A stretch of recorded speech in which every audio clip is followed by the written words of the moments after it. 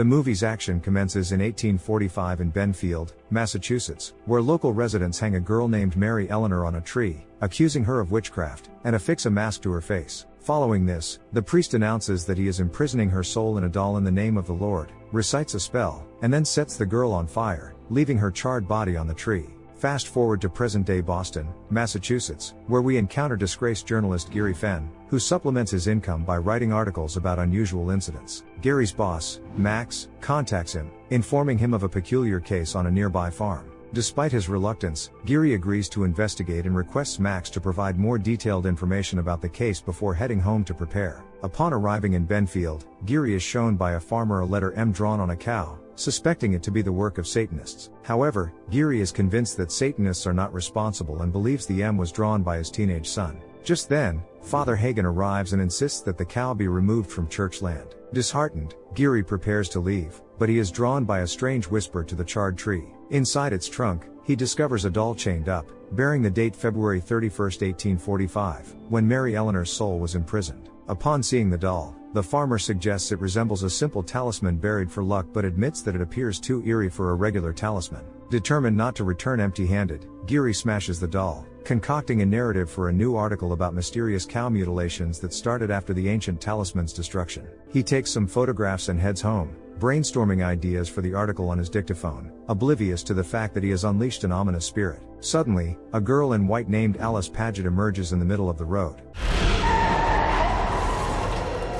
Geary abruptly swerves, losing control, and crashes into a tree. Exiting the car, he follows the girl, who leads him to the very tree where Mary was burned and where he smashed the doll. Alice whispers something, gazes upwards, and then faints. Geary transports her to Father Hagen, revealed to be her uncle, who has assumed responsibility for her after her parents. Hagen promptly contacts Dr. Natalie Gates, unveiling that Alice is both deaf and mute. Following a conversation with Alice, Natalie assures Hagen of her well-being and pledges to visit again the next day. They depart with Geary, who mentions overhearing Alice speaking, despite Natalie asserting its impossibility due to her congenital condition. Natalie drops Geary at the nearest motel, where he resolves to remain in Benfield to pen an intriguing article about the religious deaf-mute girl who unexpectedly vocalized. The subsequent day, Geary attends church, where Father Hagen delivers a sermon. Suddenly, Alice, also present, hears someone whispering her name. She rises and departs, followed by the congregation. They soon reconvene at the charred tree, where Alice perceives the spirit of the Virgin Mary. Meanwhile, Geary wastes no time and documents everything on camera. Unexpectedly, Alice begins to speak. The lady. Alice announces that she hears the Virgin Mary and conveys that she's requesting their return to the tree the following day for a new miracle. After conducting several tests with Alice, Natalie becomes convinced that she can indeed hear. Later in the evening, Geary contacts his former boss, Monica Slade, informing her of a unique story about divine intervention and healing. However, Monica reminds him of his termination due to fabricating an article that nearly damaged the publication's reputation and promptly ends the call. During the night, Geary experiences a horrifying dream in which a creature emerges from a crimson stream. Suddenly, a drop of water falls on his head, awakening him to the realization of a leaking ceiling above him. The subsequent day, local residents reconvene at the tree, while Geary continues photographing for his article. Father Hagen addresses the gathering, announcing that Alice will remain at home for rest following her healing, and suggests that everyone disperse. However, unexpectedly, Alice emerges and disregards her uncle's instructions. Approaching the tree, she begins hearing voices again and then approaches Toby Walsh, a boy in a wheelchair, asking him if he believes in the Virgin Mary. Yes. Then walk.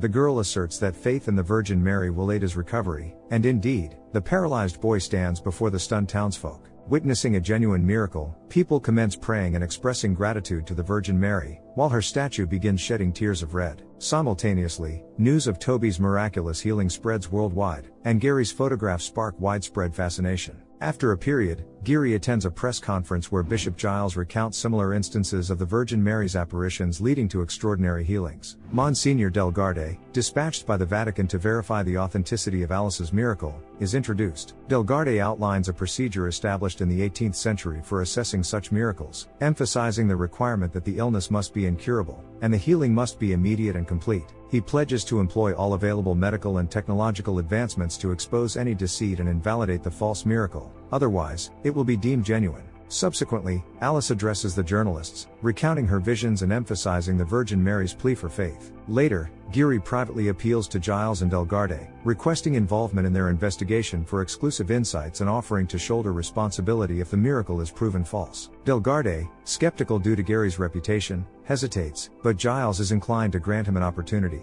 recognizing Gary's rapport with Alice. Meanwhile, Hagen approaches the cordoned-off tree, now under investigation, and discovers a broken doll nearby. While examining it, a spectral figure materializes beside him, unnoticed as he retrieves the doll. Shortly after, Geary arranges an interview with Alice, who asserts that Mary desires to be heard by as many as possible. Questioning why Mary chose her, Alice explains that she represents the voiceless, having been silent her entire life and devoutly praying, leading to her healing. Alice further claims that Mary instructed her to assist Geary, who is currently devoid of his former power of speech, by spreading Mary's message globally. This declaration alarms Geary, as Alice is unaware of his past. Before their discussion can progress, Father Hagen interjects, requesting a private conversation with Geary. Accusing Geary of exploiting Alice for selfish motives, Hagen suddenly succumbs to violent coughing fits due to emphysema. Perplexed by Hagen's opposition to sharing the miracle with the world, Geary expresses concern for Alice, to which Hagen responds with deep apprehension. When God builds a church, the devil builds a chapel next door. Hagen discloses that everyone who has previously encountered the Virgin Mary either descended into madness or met untimely deaths, expressing deep concern that Alice may suffer a similar fate. That evening, Geary returns to the motel, only to be haunted once again by the same terrifying apparition. The following day, in the church, Geary and Delgarde observe as Alice practices singing under Hagen's guidance. Abruptly, Hagen is overcome by another bout of severe coughing. However, when Alice inquires if he believes in the Virgin Mary and places her hand on his chest, he experiences instantaneous healing. Geary and Delgarde are stunned by this miracle, but suddenly.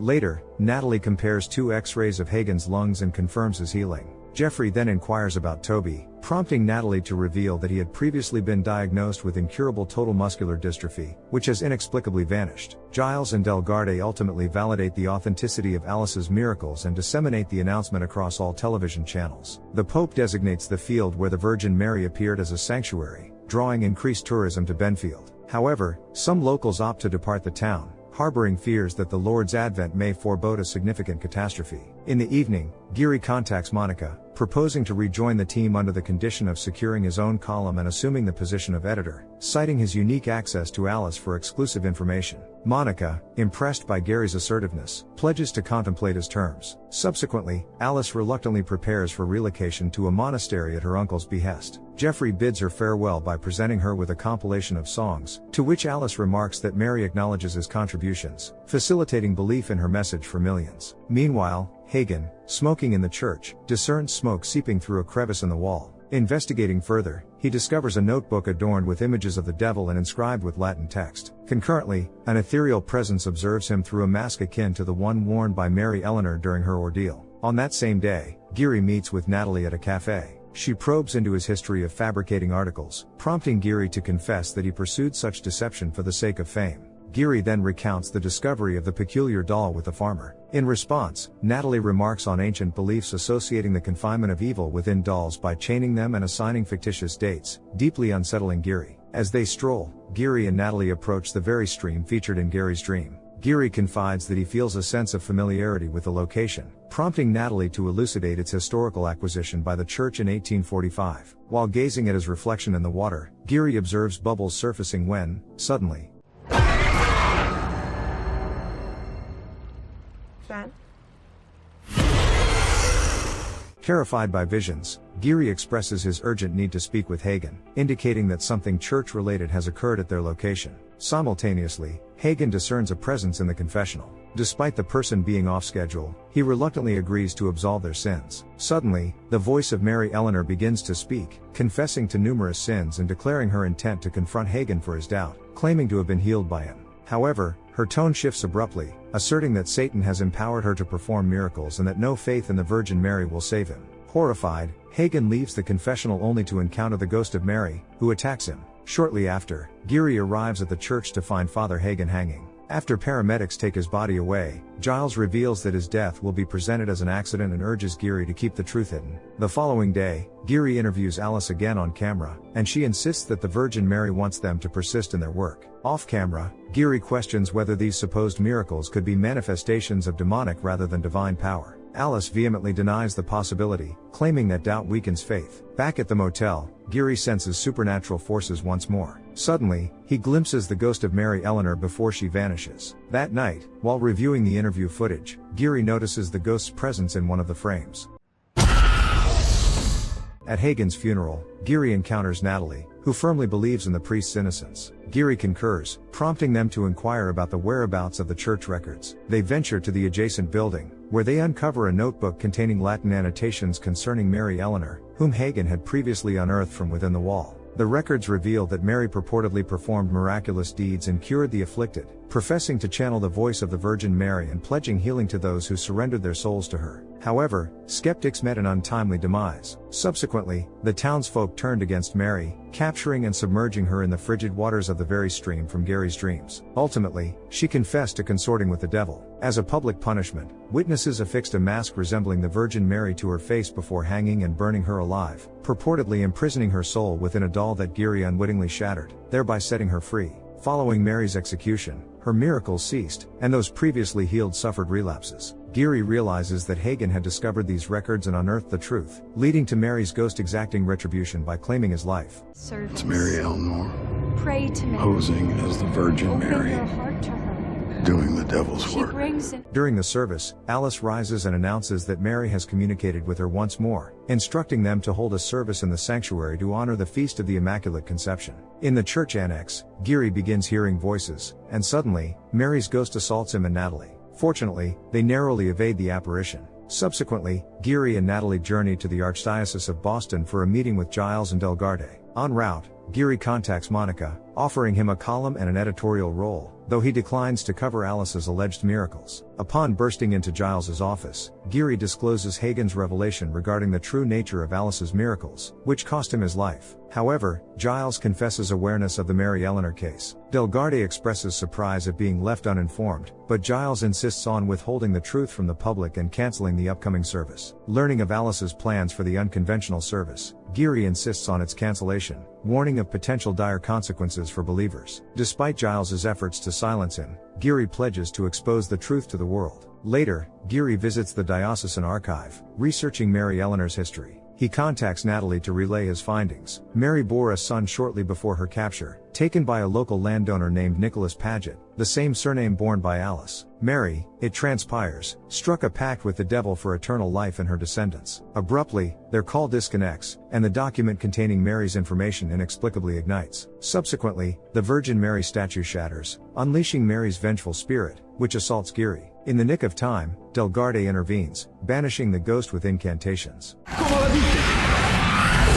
As he comprehends Gary's truthfulness and the urgency of canceling the service promptly, the realization dawns upon him that failure to do so would only augment Mary's influence among her followers. Delgarde joins Geary and Natalie, and together they strategize to conduct a ritual aimed at reconcealing Mary's soul within the protective doll. Suddenly, Geary admits culpability, attributing the unfolding events to his actions of crushing the doll. Delgarde invokes the notion that divine providence offers avenues for redemption, suggesting that perhaps a sinner was deliberately chosen to fulfill a higher purpose. Delgarde strikes a match to seal the wax on the doll with sacred fire, but to their astonishment, the match promptly extinguishes, and Mary materializes behind him. In a sudden turn of events, flames engulf the crucifix on the wall, which collapses onto Delgarde, immolating him alive. Geary and Natalie flee the church, making their way towards the sanctuary. Meanwhile, preparations for the service continue unabated. Giles distributes photos of Geary to the guards, instructing them to prevent his entry due to his perceived instability, fearing he may disrupt the proceedings. Soon,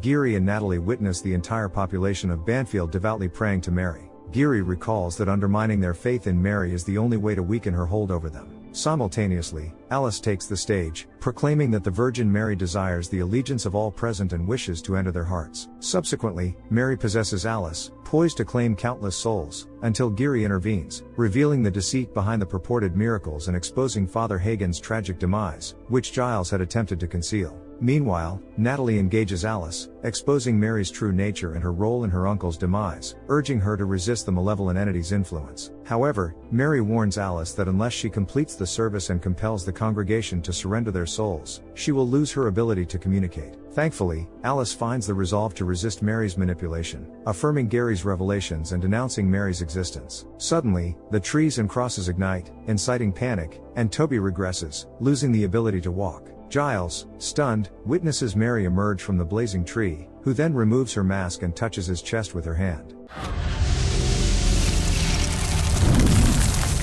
Geary and Alice make a desperate attempt to flee, but Mary's supernatural force prevents their escape. As Mary prepares to unleash her wrath upon Geary, Alice sacrificially intervenes, taking the fatal blow meant for him. In this act, Mary eliminates her only living descendant, rendering her own spirit unable to persist. With a deafening scream, Mary disintegrates into ash, dissolving into oblivion. Overcome with grief, Geary cradles Alice's lifeless body, fervently beseeching God for her resurrection. Miraculously, Alice is revived, though she remains unable to hear or speak. Some time later, Geary, Natalie, and Alice convene at Hagen's graveside, paying homage to his memory. Puzzled by Alice's inexplicable return to life, Geary questions the absence of her pulse and breath, while Natalie attributes her revival to a divine miracle. The film concludes with a poignant excerpt from Matthew 7:15, "Beware of false prophets, which come to you in sheep's clothing, but inwardly they are ravening wolves." As the verse echoes, the statue of the Virgin Mary begins to shed crimson tears once more, hinting at lingering malevolent forces. Do you think Alice came back to life due to some higher powers? And will Mary return to her body? Share your thoughts in the comments below, hit the like button, and subscribe to the channel. See you in the next videos.